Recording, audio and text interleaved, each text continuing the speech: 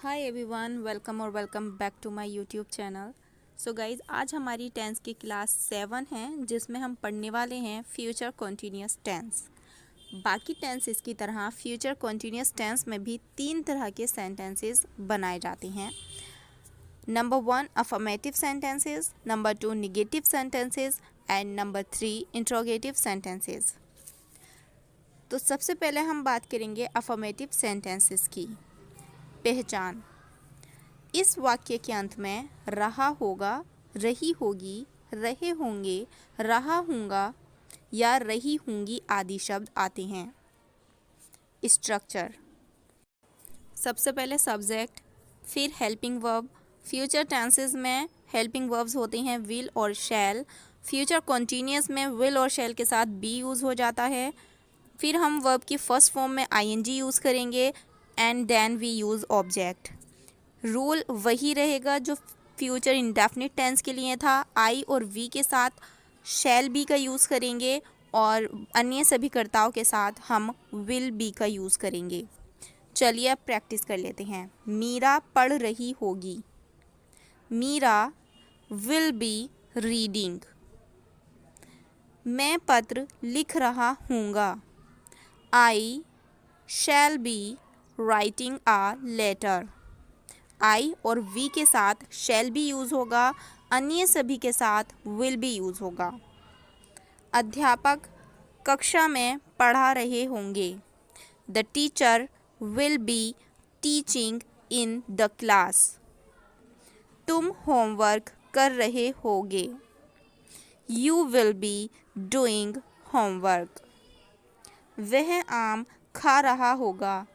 He will be eating mango. अब बात करते हैं निगेटिव सेंटेंसेस की।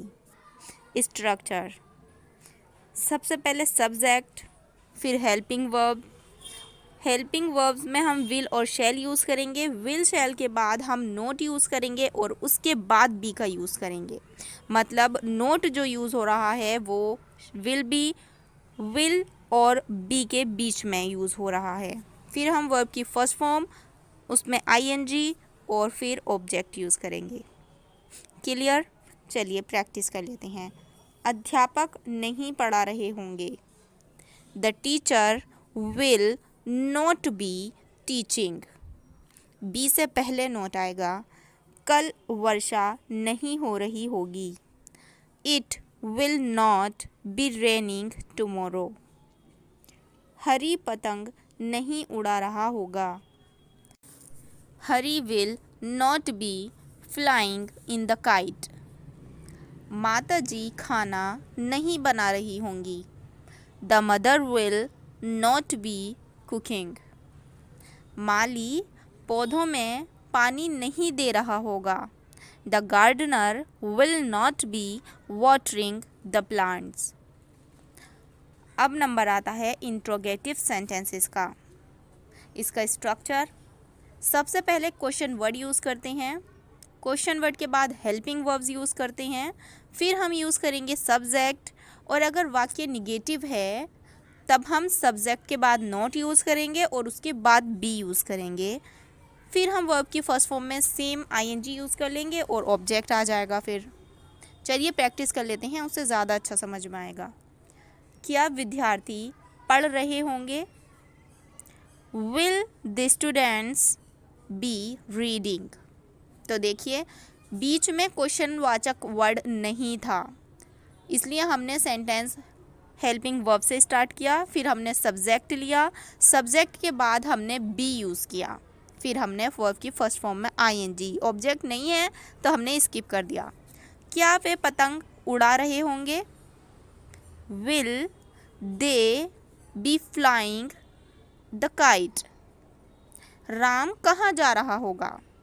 इसमें बीच में क्वेश्चनवाचक वर्ड है, तब हम सबसे पहले उसकी इंग्लिश बनाएंगे। Where will Ram be going. Clear? क्या मैं पतंग नहीं उड़ा रहा हूँगा? Shall I not be flying a kite. तो ये थे हमारे आज के future continuous tense. I hope this video helpful for you. Thank you for watching and bye bye.